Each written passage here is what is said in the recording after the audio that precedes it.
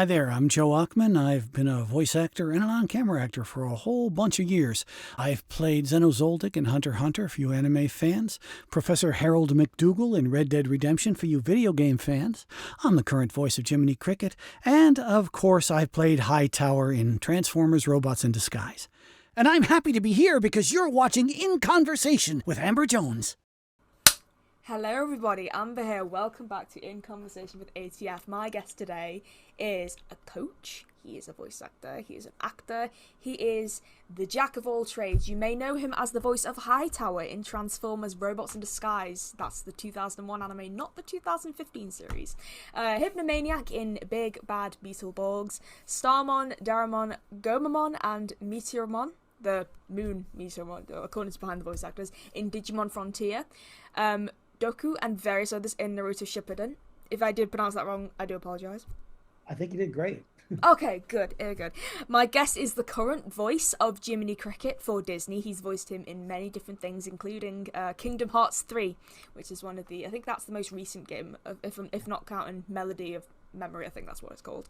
As well as that, my guest has also appeared in many other shows and video games, including Naruto, Bleach, Mobile Suit Gundam, Seed Destiny, JoJo's Bizarre Adventure, Fire Emblem Heroes, Red Dead Redemption, Doc Stuffins, Star Wars Visions, Seinfeld, all that, Party of Five, that's live action stuff. And also, one thing I didn't know until recently, he was actually apparently in Dibo The Gift Dragon, which, that surprised me. It surprised me that you're mentioning it. Have you seen Dibo the Gift Dragon? I never grew up with that. I only know that because one of my friends runs an Instagram account where she uploads intros to stuff, but it's like a nostalgia account, so people request what she wants to upload. Someone obviously requested the intro to Dibo the Wish Dragon, or Dibo the Gift Dragon, and like, I saw it and I was like, you know, that's how I know most of these things. And then I saw it on your ID, I was like, I am Dibo. I was like, what? I was like, the amount of people on there as well. Kate Higgins, Cindy Robinson. It was a great cast. It was a great cast. Yeah, I had no idea. No idea. It was a fun show that was written by a lot of really high-powered people for a while. And then I guess they decided to get nervous about all the money they were spending. So they started having writers in Korea write it, and the scripts kind of went a little downhill. But it was a lot of fun. I loved doing that. That's awesome. I got to sing. I got to look like Barney. I got to talk like this. And who doesn't love that? Anytime you get to talk like this in your life, it's a wonderful thing. It gives off Bullwinkle energy. I love it. I'm not sure if you grew up with rocking Bullwinkle or not. And I grew up worshipping Bullwinkle, so I have a rabbit out of my head. I have a Bullwinkle cell on my wall. I should have worn my Bullwinkle t-shirt instead of my Space Cutter. You're kidding! I'm wearing all black. I mean, I can chroma key myself a Bullwinkle shirt. But honestly, all of this... Oh, this is going to be an exciting one, folks. Next time Bullwinkle t-shirt. Everybody, this is Joe Ochman. He's a jack of all trades. Oh, thank you so much for coming on my show. He is. Honestly, thank you so much for coming on my show. It's a pleasure to be here. What a pleasure. Definitely. And it's so weird because we've had a photo together, yet we've never met. Now, this is funny. So, for context, at San Diego Comic-Con 2025, Mark Evanier hosted probably one of the biggest ever voice actor gatherings. A lot of people, literally all in a space. And Joe was a part of that, and I was a part of the photo because I had to sneak in and obviously get a few photos. But we didn't actually meet. He had a booth there. We didn't meet. Well... I was there for 4 days. I'm sorry, because, trust me, if I knew you had done Transformers, I would have come up to your booth ASAP. I had no idea that you'd done Transformers. Transformers is literally my guilty pleasure. Literally most of my shelves, most of the stuff in my room is Transformers themed. It's funny. Yeah. It's funny, at conventions, I'm kind of funny because I'm a sort of a surprise object. People will come over to my table and I have a list of stuff that I've done. Transformers is on it. And so they'll come and they did, and they'll go, "You did that? What you did that? What you did that?" It gets really nutty. It's kind of fun to watch people approach the tables. Definitely. Yeah, I love doing Transformers. It was great. And then I saw you got announced for TFCon in LA, and I was like, Oh my goodness, Joe. Yes, he was at San Diego. Now I can finally meet him and introduce myself to him. Or maybe I can get an interview done with him on Zoom and stuff like that. Because I usually interview people before the convention because I fly out every year for it because we don't really... I've never been to it before. This is the first time they've invited me. Oh, really? Oh, wow. Yeah. So have you, yeah, I presume you're very excited for it. Have you connected with any of your fellow Robots in Disguise cast members since the show ended? Do you meet with each other? Yeah. I mean, it's a very fluid business, and we run across each other in lots of different ways. I mean, Neil and I have known each other for years.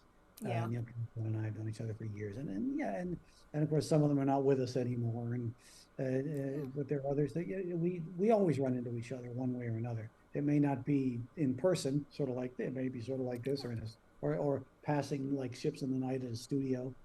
Yeah. You know, because you're always recorded individually. And, yeah, definitely. Yeah. So yeah, I do keep in touch with some. Yeah. Well, Daniel Reardon said that you did actually record together. At some points you must have done. Maybe, I'm not sure. Not me. I never recorded anything but alone. I think.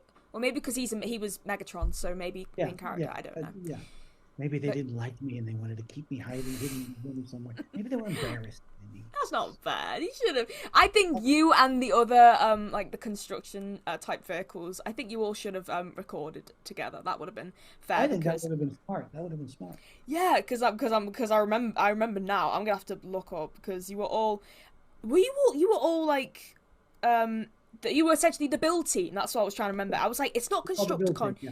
You're part of the build team because then you've got you, then you've got Wedge, Heavy Load, Wedge, Heavy Load, Darren Norris, Grimlock, as well as Tom Werner, who was unfortunately no longer with us. I'm trying to think who's Wedge's voice actor. Hang on, it'll come to me. I should have looked that up. I forget. Michael Reis. I think that's how you say his name. It's Reis. Yeah, that's probably Reese. Yeah, that would be. Yeah, Michael Reis. I don't know Michael and don't know where he is now. He's probably still out there somewhere. Yeah, but he and Wedge got all the good stuff. Wedge got to do everything. I love how they're all different colours. Yeah, that's right. yeah, definitely. What did you say? Sorry, I interrupted. I was just saying Wedge got all the good stuff. It was always about Wedge. Yeah, well, I mean, I love how they were all like red, orange, yellow, and green and stuff like that. And I find it interesting how Grimlock obviously wasn't a dinosaur; he was literally just a JCB. But yeah, I was gonna say because Darren Norris, I hope he's at TFCon LA because he was there last year and he's doing. Have you ever heard of a Transformers convention in Birmingham in the UK called TF Nation? I have heard of it. Yes. Yeah, Darren's coming over. Oh, good. Darren, I like Darren. I've known Darren. Yeah. I haven't seen him in eons, but I know him. It'd be nice if they got him for LA. Darren's got one of those great voices, that sort of Phil Hartman kind of "how you doing" kind of voices. And I love his voice. Definitely. I really hope they bring him back for Burbank this March. And Michael, it'd be nice to have a little bit of the build team together to honour Tom. That'd be I'll nice. go. And yeah, of course, you're the first one who's been announced for the build team. So Joe, maybe it'll start a whole build team thing. Yes, build most team popular panel. Transformers in the universe somehow. Build team panel. Build team movie. Michael Bay will direct a build team movie. Michael Build Team. Michael Build Team. Oh my goodness, well that is so cool. Just real quick, I want to jump all the way back to the beginning of your career and then we'll go back to Transformers. Okay. Well, I just want to know how you got started in the business. Did you always want to be a voice actor?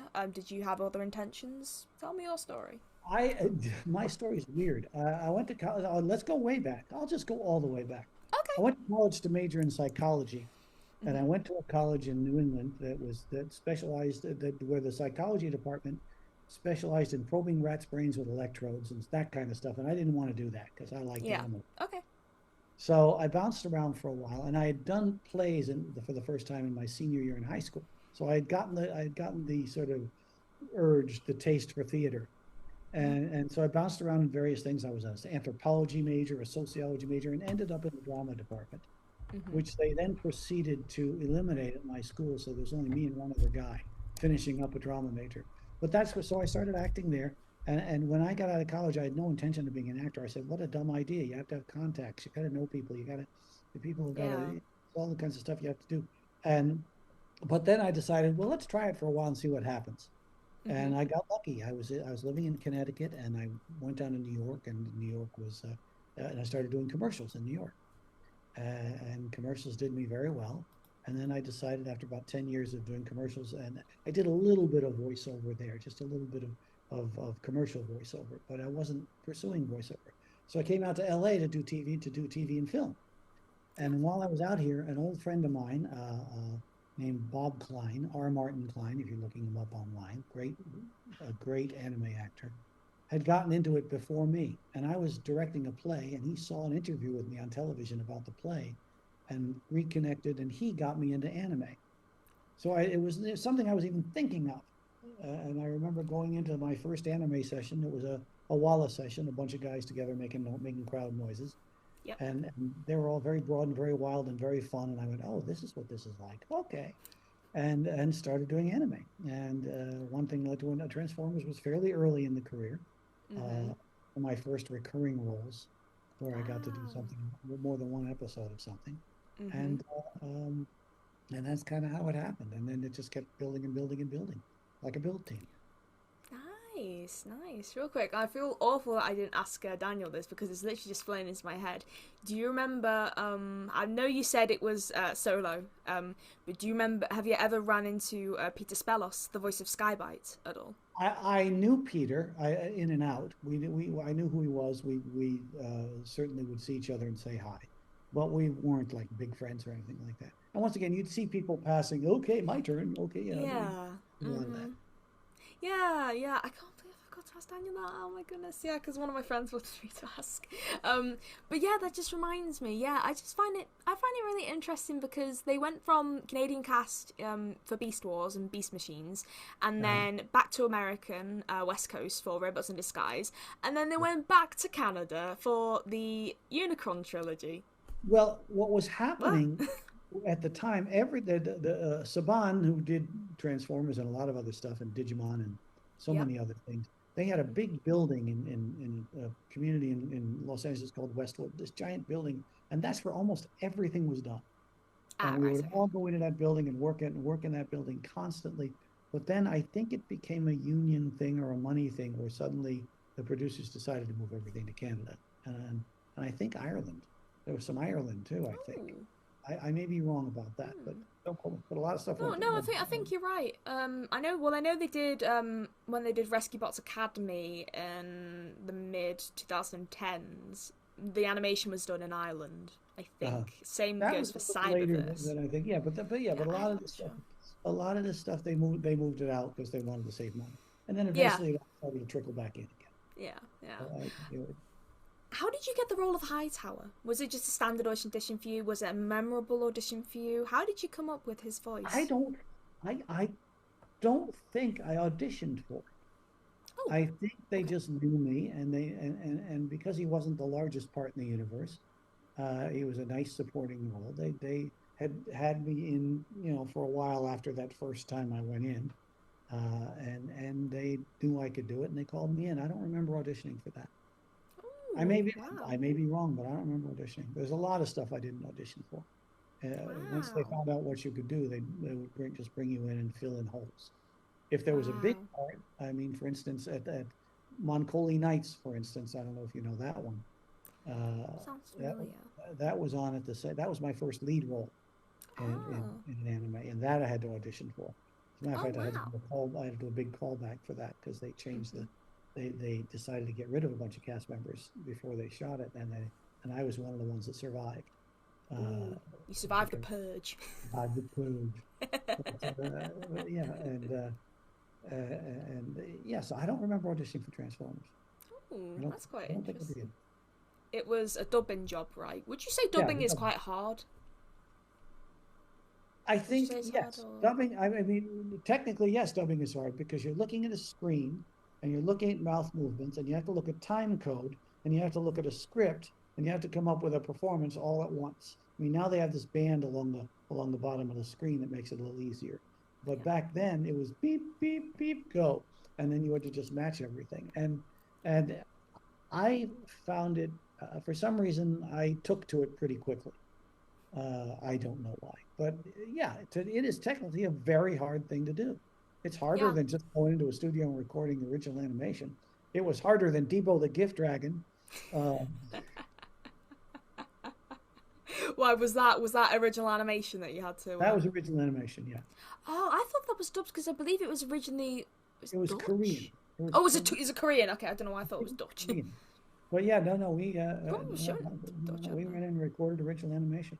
And I think they did the animation in Korea. I think that's how it happened. Ah, right, yeah. Well, I mean, it makes sense because in foreign countries they're sort of used to the lip syncing being off because they're dubbing. Yeah, essentially that's what they do. And there we were all in the room. That was fun because we were all together. Oh, that's cool. Oh, wow. That's awesome. Wow. Yeah, that must have been fun. I don't think we ever got that in the UK. I only know of it because of, well, online. I don't know anybody who ever got Dibo the Gift Dragon. The fact that you mentioned it astounds me. No one else mentions it to you then? Oh, and it's a very fond memory. Oh, wow. On that.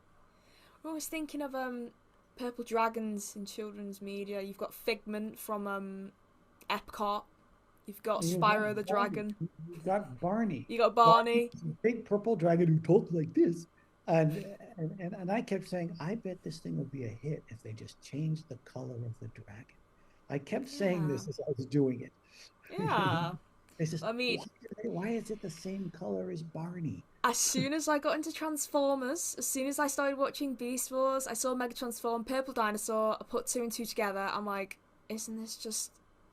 You're thinking Barney the Dinosaur's just a kid version of Beast Wars? Michael Caine, the wonderful actor Michael Caine, in his book where he talks about acting, says, steal, but steal from the best. So he apparently has done that. What was it like to work on the, moving on to the Digimon franchise? I think growing up, my older brother was a huge fan of both Pokemon and Digimon. Would you sense there was a sort of a rivalry between the two franchises? I think there probably was, because I mean, Pokemon came first and was the big fish. Yeah, Pocket Monsters, and a lot of people I think accused Digimon of just being an imitation of Pokemon, which kind of was. But okay, you could copy my homework, but don't try and make it look identical. Yeah, exactly. But it was great fun. You listed a whole bunch of characters I did, and I don't know if you listed Makuramon, which was my favorite of the ones that I did. Oh, really? Makuramon was great because he started out as a little kid who basically only said "Magak," and then became one of the Devas when they went over into the Digirealm, and that was a lot of fun because that was one of my. It was a great bad guy. It's a great mischievous bad guy. Who doesn't love playing mischievous bad guys? And of course, I've got to bring in Neil Kaplan again. Wasn't he Hawkmon? Yeah. So, did any of your characters ever interact with Hawkmon? Oh, I'm sure. I've interacted with Neil Kaplan a zillion times on screen, even if we've never seen each other in the booth. Yeah, definitely. Which one did you say your favorite Digimon character was that you voiced? Makuramon. Makuramon, there we go. Digimon Tamers. There we go. It's because I looked at behind the voice actors. I was just picking off random stuff from there, and I saw Digimon. That's all right. That's just one it's okay. You came up with a bunch of other stuff that surprised me in a delightful way. So don't worry about that. Well, Makuramon is going in the thumbnail to make up for this. You gotta watch him too. He's fun. Yeah, definitely. Yes. Oh, right. Okay. Sorry. I do apologize. Yeah. I had something in my head, and it's just gone completely. And it's just come back. All fixes are absent-minded. That's how I get myself out of those fixes. Yeah, you must definitely. Be a genius, Amber. Thank you so much. Real quick, I've got to ask you about, of course, Comic Cons, because I know you're doing TFCon in Burbank. Yes. I'm presuming you're a regular on the con circuit because I did see you. Well, not meet you, but I saw you. I would say no. I don't do a lot of cons. Okay. Not that I wouldn't like to do a lot of cons, but I've done Comic-Con San Diego Comic-Con many times. I've hosted panels. I've been on panels. I've signed at the tables. So yeah, I'm a regular at San Diego Comic-Con. But other than that, this is my first TFCon. I'm going to my second this weekend. I'm going to MouseCon in Bakersfield, California, which is a Disney oriented one. It's my second time with them, but no, I'm very intermittent. And during COVID, and during COVID, and during COVID, I was kind of afraid of going anywhere, and still kind of am. So Yeah, no, that I makes didn't want to fly, and I sense. said, if it's Yeah, local and I can drive to it, I'll do it. yeah, And makes sense. but yeah, so I'd like to be more regular on the con circuit, but I think I'm a Yeah. pleasant surprise because I'm not always there. Yeah, definitely. Oh yeah, MouseCon. I've seen that being advertised because I've got a friend who's going who I I've known her. Well, I've known of her for years, but I got to like meet her sort of over Zoom because we both studied with Charlie Adler. We were both in the same workshop Oh, as you Charlie studied Adler. with Charlie? That must have Yep, been I fun. did.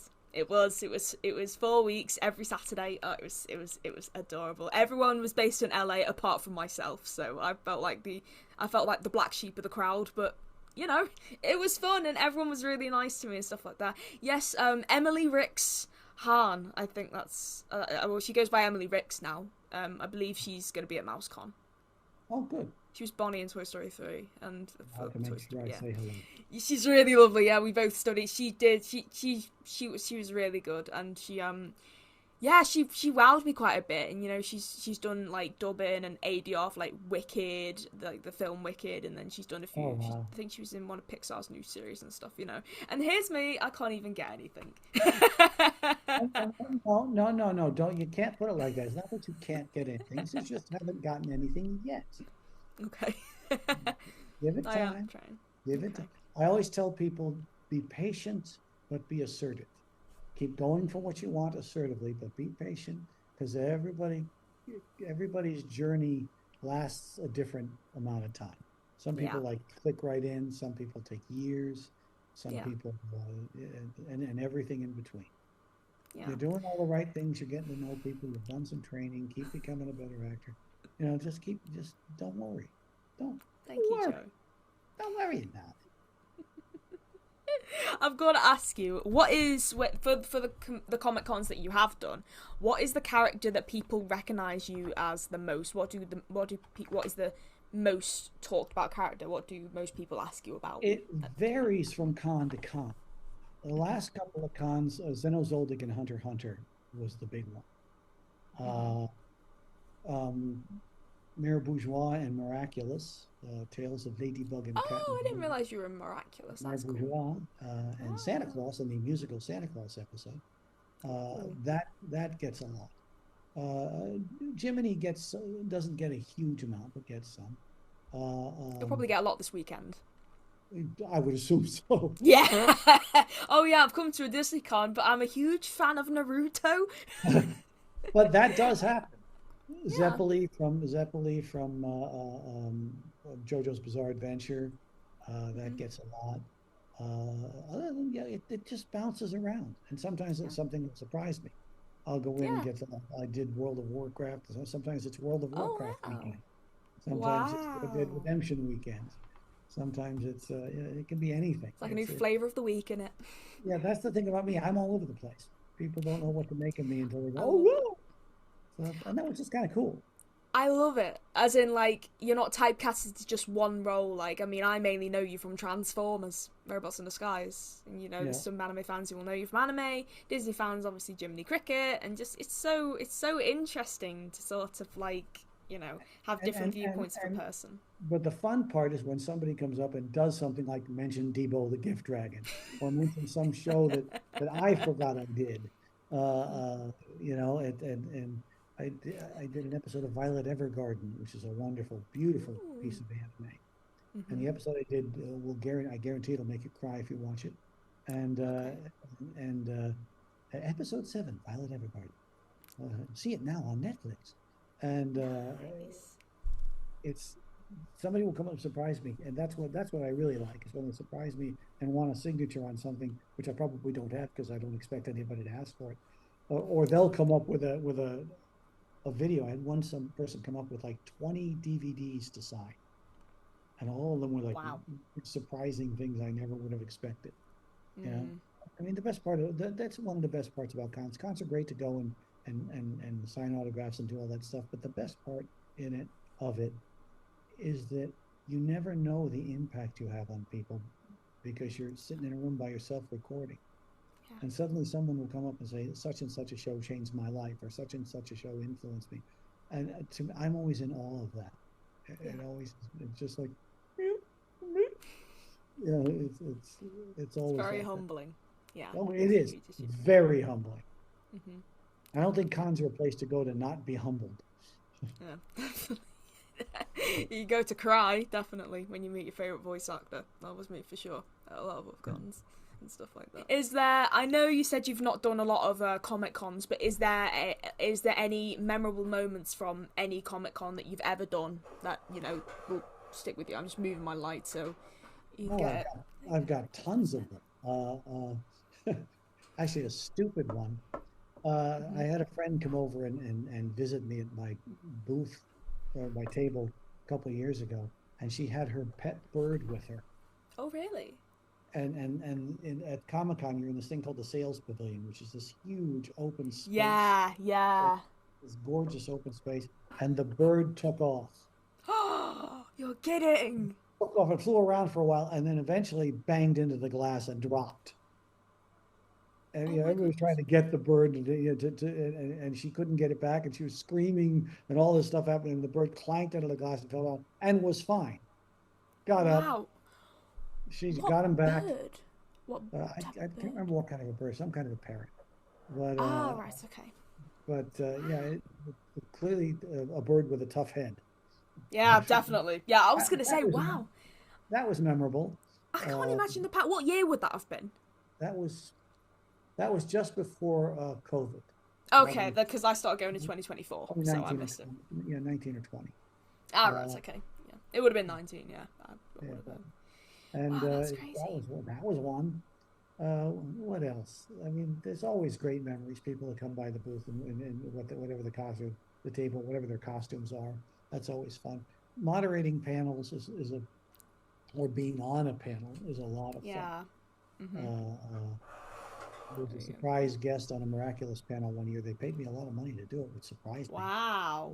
And I was sort of a surprise introduction as part of the things that were going to happen next season that the fans didn't know about. And Miraculous fans are like Beatles fans. They're very, very enthusiastic. And it's a lot of fun to watch them because they get very excited by every little thing. Oh, so that's cool. But yeah, definitely. Tons of con memories. That's so cool. Awesome. Well, there is one thing that I want to ask you, and that is the story of how you became the current voice of Jiminy Cricket. Now, of course, Disney character voices is huge, and obviously there probably would have been a lot of people who auditioned and stuff like that. I'm trying to think who was the previous voice of Phil Snyder was the one before me. Yes. I'm the fourth. It was Eddie Carroll who did it for 30 years, and Cliff Edwards who did it for 30 years, and or however many years. Clarence Nash. You've got some of the ones in between. But I'm technically like the fourth Jimmy. Yeah, because I mean, Hal Smith did it once, but that was like 1990s. That was a read-along cassette that he did.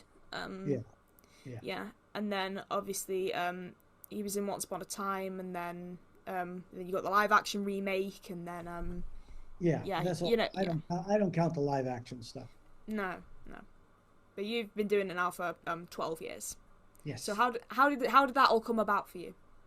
It was just an audition. It was one that came along like all other auditions do from your agent, and I looked at that and I said, "Wow, I get to do that. That's cool."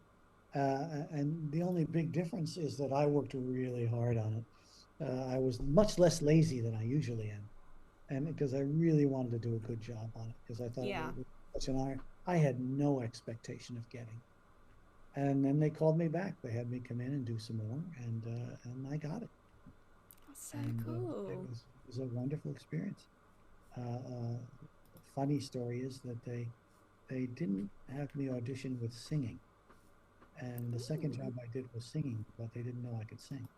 Luckily, I could, and that was kind of fun. It was just a general regular audition that I was very, very lucky, and I'm very, very honored to have booked.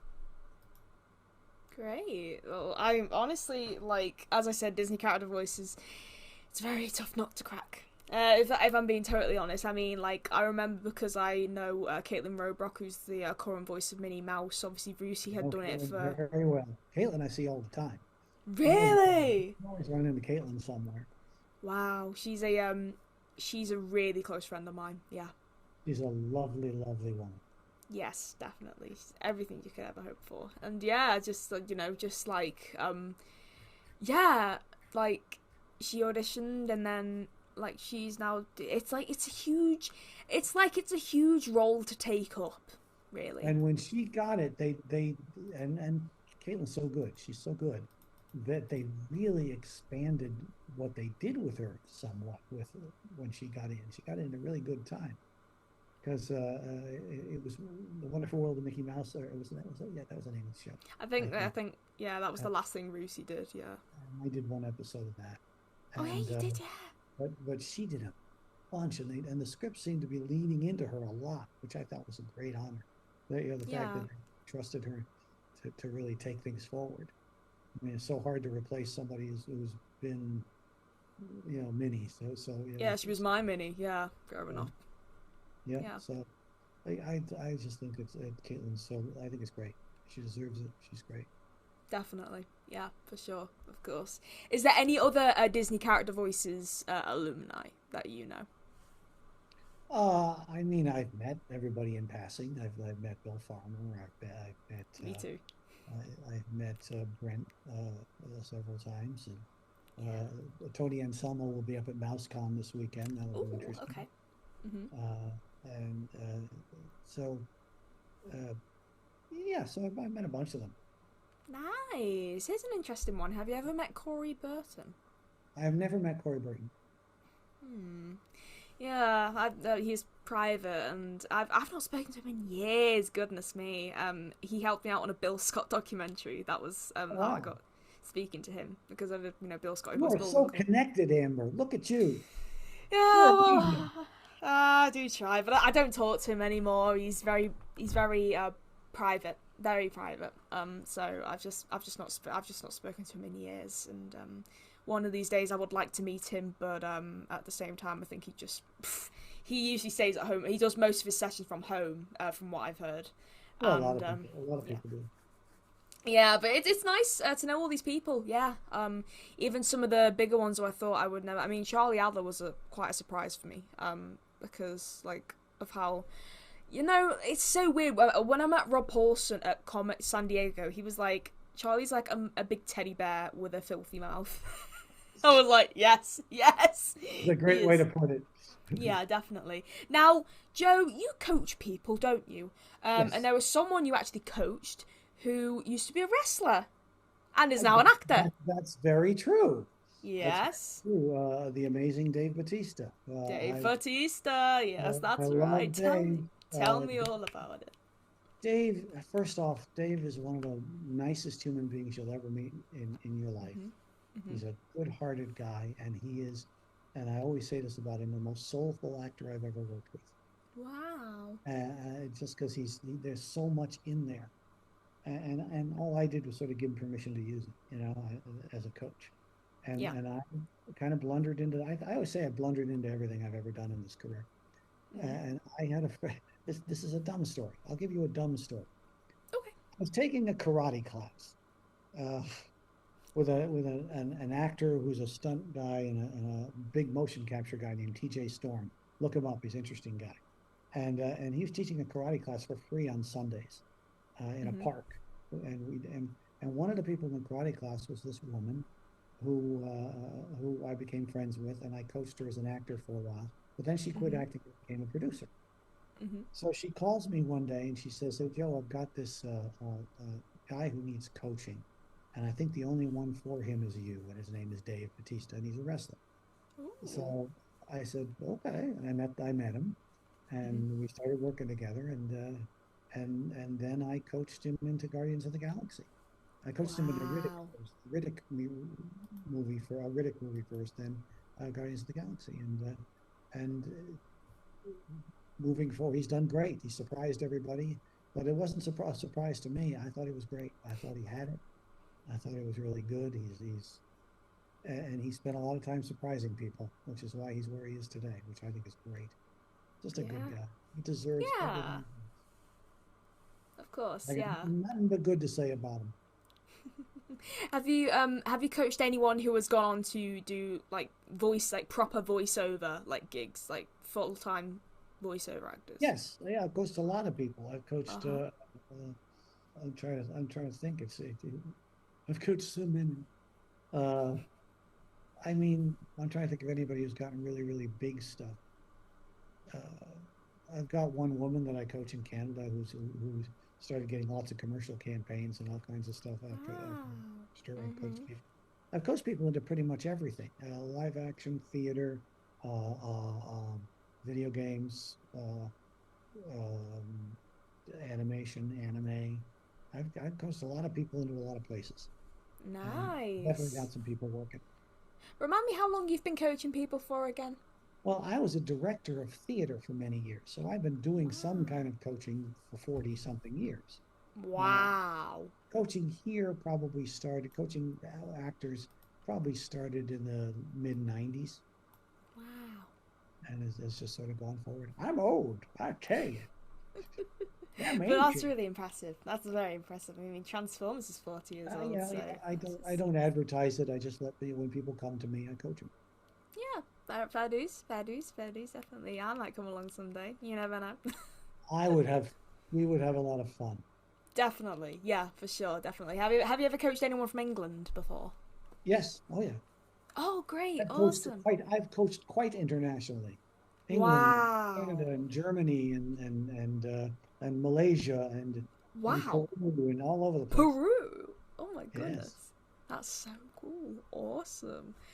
Right. Well, Joe, I've got to move on from. Yes, I'm sorry. I've coaching. I'm sorry. We're going on to live action. Okay. You can do that if you want. Now, this is interesting. How do you find acting on screen, obviously, compared to voiceover? Would you say it's like... I mean, you've got to rehearse the lines. It's not like you can read them off a script when you're actually recording it. The big difference is you have to memorize.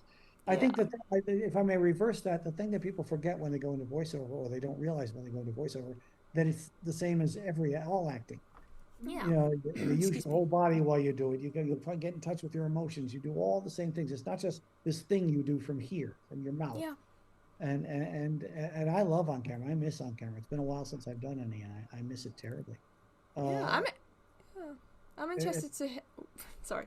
Go ahead. Let's just interrupt each other for the rest of this. Yes, let's do that. What was it like to work on Seinfeld? I can't remember. But yeah, I love them both. Voice is great because I like the idea of making people imagine the people I'm talking to by the way I talk to them. Yeah. That you can't do on camera. No, definitely not. But no. On camera they can't see your face. But so unless you're doing mocap or facial capture. I'm intrigued to find out about your time on Seinfeld. What was it like doing that?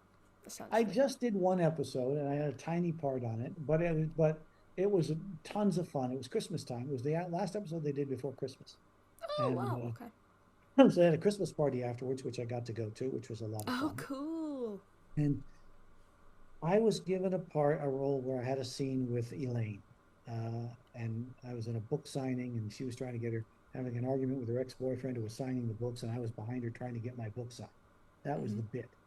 So we came in and we rehearsed it, and they were running short on time. We rehearsed it. They gave us a couple extra things to do, and then they said, "We don't have time to rehearse it. We'll just see you on set." And then they let us go.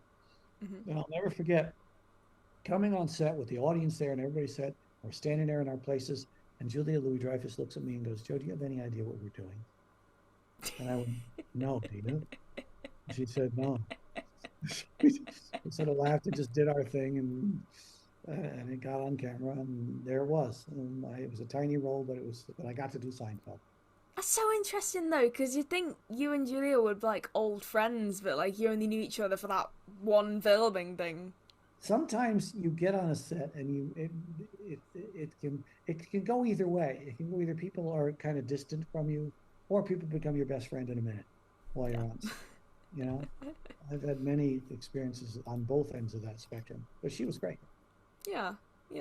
Going back to coaching.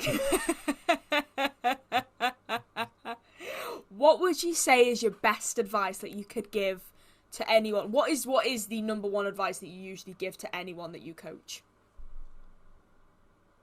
Find your easy. Find the way that makes it the easiest it can be for you. Because as actors, we're always getting into our own heads. Yeah. We're always finding, and once we get into our own heads, or if we take too many courses, or if we, please take courses, please learn. There's so many techniques that are really good and useful. We get so much stuff whirling around in our heads that it's hard to just bring it into ourselves. Your body is your friend. I can give you an example. Say, I love you. I love you. Tense up your chest and say, I love you. I love you. Do you hear the difference that you just did there? Just going into your chest brought you to an emotion that you probably feel when you have a crush on somebody, or when you just want to tell a relative you love them. Yeah. The difference between using your body for that second and just saying it is tremendous. You know, it's a little thing, but it can make all the difference. I feel my chest just like tensing up now, and I'm just thinking like it's it's completely locked in, and you're just like talking to somebody, just like, I love you. Your body is your friend. If you you write down on a piece of paper where you feel emotions in your body, and when you have to do an audition, you have to do a part, and they get to that, and you know, if anger's in your stomach, tense up your stomach when you do the anger lines. Yeah. So there's all kind. You know, we all learned in voiceover to use your body when you work, and make sure, as long as you keep your head by the mic, you can do all kinds of things with your body. But you can use your body this way too. Yeah. Because once again, it's a way of bypassing your head, finding your easy way to get where you have to get emotionally. Find the place in your body where you feel. Yeah, of course, it definitely is. Yeah, I love that. I really do love that. And just like, I love coaching, Tim. I want to be coached by you now. I'm sorry, I talk too fast, but you know. Have fun. I won't swear too much. I swear like a sailor. Honestly, I swear like all the time. Good. You can do all the swearing. I've got to ask about Doc McStuffins, which is another piece of original animation, like Dibo The Gift Dragon. It's an intriguing cast for that one episode you were in. You've got, I think Grey Griffin was in it. I'm trying to think. You've obviously got the regulars, Robbie Wrist, Laura Jo Miller. What was it like doing that, working for, I mean, I know you've worked for Disney, of course. You're the current voice of Jiminy Cricket. But what was it like sort of doing something directed towards a preschool audience? Were you allowed to have creative control over how your character sounded? Your character was I believe he was like a duck mayor. I can't remember. It's like Mayor Billington, is that I think? I was a platypus that episode was basically the King's Speech episode. It was the stuttering mayor of McStuffinsville, who had to give a big speech and couldn't do it because he stuttered too much. And Mayor Billington knew it. Mayor Billington, and that's how Doc McStuffins gets him. You know, she gets him to not worry about the stuttering so much. And and to embrace who he is, and just don't worry about it, and just say the message he wants to say, because that's more important. So the beautiful thing about working, kid shows allow you to be a little bigger, to really use your imagination, and to know that every time you're doing a kid show, you're trying to help a kid learn something somehow. Yeah. You know, you're trying to have a good impact, and that's what Doc McStuffins was all about, was messages for kids so they felt better about themselves, so they can get through life in those early times where it's hard, you know.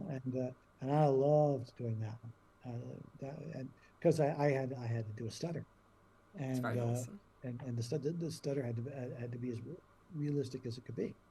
Yeah. But still be a cartoon character platypus. Yeah, I think it's very wholesome. I really do. Yeah, you know, it was that's another one of my favorite things I've ever done. So I got a lot of favorite things I've ever done. Yeah, definitely. Yeah. Have you got Naruto was one of my favorite things I've ever done. Yeah. I was gonna say, you said Naruto, right? Because it was cut out. Yeah, I've always thought it was called Naruto. Yes. Yes. Okay. I was gonna say it cut out on my end. I was like, did you say Naruto? Naruto. You say it I think like it's Naruto. I'm pretty sure it's Naruto. yeah. I say it differently. I don't know why. I always said Naruto. I always said Naruto. That's That's British what I dialects for you. Yeah. Wow, now one of us has nice moist lips. I mean, gotta endorse it. It's Public flumps, water. flumps, marshmallow, vanilla lip balm. That's just lovely. It's quite nice, you know. I shall purchase some forthwith. I mean, I'm not sure. I think you can get them in the UK, but I'll probably be bringing it over to Burbank with me because I mean, lip balm lasts months. So, you know, I usually get dry lips. So, yeah. That's actually a good question I've got to ask you. How do you usually warm up your voice for a session? Usually, what's the best technique that you've? I'm so lazy about that stuff, and I really shouldn't be. I should be a professional. I will say, if I'm doing an audiobook, because an audiobook is the most sustained voice work you can get, just because you have to spend hours and hours reading, then I'll really prep with teas and with breathing exercises and things like a certain kind of tea with honey that'll make sure it moistens my. Like right now, I've had a kind of a rasp all during our interviews. Something going on in the air here, or something or other. But that's okay. I tend to be very lazy about vocal warm-ups, and I shouldn't be. That's my answer to that question. I mean, with me, I usually always feel like there's something at the back of my head, and I'm thinking, it's at the back of my throat, and I don't know what's up. But then I try, and you know, it's really hard. But sometimes it is beneficial that I don't warm up, especially if I'm doing a raspy sort of role, like if I'm doing like a boyish if you're doing a raspy sort of role, it's a good idea to warm up. You know, have the tools you need around you to make sure you keep your voice. Yeah. Good. Whatever tea works for you. A little nimjam, which is a lovely Asian cough syrup type thing that a lot of voiceover people use. They also have messages that you can use. Wait a minute. My assistant is handing it to me. This stuff. Ooh, this stuff is that? golden. It's called nimjam. Nimjam. And it's no pharmaceutical stuff in it. It's a really, really good herbal, Asian herbal remedy for voices that a lot of people use. Look at that! I've just given them free advertising. This video has been sponsored by Nimjam. Go buy it; it will heal your voice. Right. See, you should be doing commercials, Amber. I do have a commercial reel. I did it just before Christmas. I want to hear this thing. I need to hear it. Yes, I'll send it. I'll send it to you. I'll send it to you. Yes, Ali. Yay! I'm so excited. This is so exciting. Oh my goodness. Okay. Well, I've got a really good question. Right. Okay. You've got a juicy one now. You've got a juicy one. This is an important question. Right. Okay. So, I've got to prepare yourself. Go ahead. What is your favorite color? Blue. A lot of people say blue. I've noticed that. There's a lot of primary colours. See this slate blue in the t-shirt? Yeah. There's a little bit of a slate blue matching going through my brand new flannel shirt that I wore for you. I mean, my phone is yellow. So is yellow your favorite color? Yeah. I don't know why. I don't know if it's because amber's another word for yellow or not, but... I'll send you my beautiful photo of me in a yellow baseball hat sitting in a yellow restaurant. Hey, I'll get you to sign it when I come up to sunny yellow Burbank. It is yellow. Burbank is yellow. It's by law it has to be yellow. It's beautiful though, honestly. Yeah, I'm just so excited. But honestly, just a couple of months. I know, it's so close. Oh my goodness, I'm so excited. Like, there's just so much going on. I've got to prepare and everything, and I'm just, pumping out content for my channel. I've got 20. Maybe I should be asking you what I should expect at TFCon because you've been there and I never have. Well, it's quite interesting. You get put a table. To be honest, there are a lot of Celebworks clients who go every year, so there will be a lot of Celebworks staff around. You put on a table. You put on the far end of the dealer's hall, so when you walk in, this is where you come in and you go around here. This is outside, and then you go to the side, and then you come in this side door here, and then you walk in, and it's all obviously the dealer hall and stuff like that, right? Yeah. I'm trying to think. So you go in there. Yeah. Okay. So Take notes, everybody who's listening and watching this. So that's where you're coming from the outside. Go like that way, and then you come in here, and then it's the dealer hall. And then to the very back of the dealer hall, that's where all the people are, and then maybe one or two on the walls. But all that back row, there's usually people, all the voice actor guests. And if there is a lot of guests, which there is obviously this year, they usually have some swap out for over like the morning, afternoon. For example, you could end up doing maybe 9 to 12 on the Saturday, and then maybe like 12 till 4 or something on the Sunday usually. Okay, so they might split it up. That's good. They usually split it up, yeah. And then you'll do panels. You'll do. I'm no doubt you'll be doing a Robots in Disguise panel. And yeah, just go there, have a good time. There will be people there, and obviously you'll get to go to the green room and mingle with everyone in the green room, which I'm jealous about. Well, I'll be afraid and probably wearing a mask because I'm afraid of big crowds of people still. So that's okay. But yeah, I need to ask to volunteer. I need to get there. I'll do a bit of research. I'll try. With that being said, you know what? It is not too late for you to contact Celebworks and say, "Hey guys, do you need help? Do you need a handler?" Yeah, maybe. You never know. Yeah. Merry Chris, if you're watching this, maybe. Yeah. Maybe. Chris, why don't you help Amber? And why don't you help Celebworks by letting her handle people? You have to make your Ochman magic work. And me. Yeah, me. Love it. Honestly, I am so excited for this. I'll send you out with your mellifluous British voice to lure people into my table. Nice. Of course, yes. Oh my goodness, Joe, my cheeks hurt from smiling so much. Thank you so much for recording an absolutely amazing podcast episode with me. It's been an honor to talk to you. It's been an honor for me. What a treat. Thank you. Do you have any social media that you'd like to advertise, or a website? Yeah, I mean, I'm on all the places. Just look up Joe Ochman on Facebook, at Joe Ochman on X, and at Joe Ochman on Instagram. I do not have a TikTok account because I don't know what to make videos of. But Instagram is where I spend most of my time. So come find me there. Awesome. Come follow me there. And that's about it for social media. Am I missing anything? I'm probably on some other stuff that I don't remember that I'm on that nobody uses. So, Blue Sky. That's okay. Well, awesome. I'll get that linked in the description for you down below. Okay. To you at home, thank you so much for watching this episode of In Conversation with the ever so lovely Joe Ochman. It has been an absolute pleasure to talk with him. You're welcome. To everybody for watching and listening and all that stuff. I think he's on this side. I don't know. Maybe on this side. I don't know. I think it usually changes. I don't know why. I think you're on that side. Which fingers you're going to be? That's probably. I'm probably going to be. Yeah. Well, thank you so much for watching, everybody. Now we're just getting silly.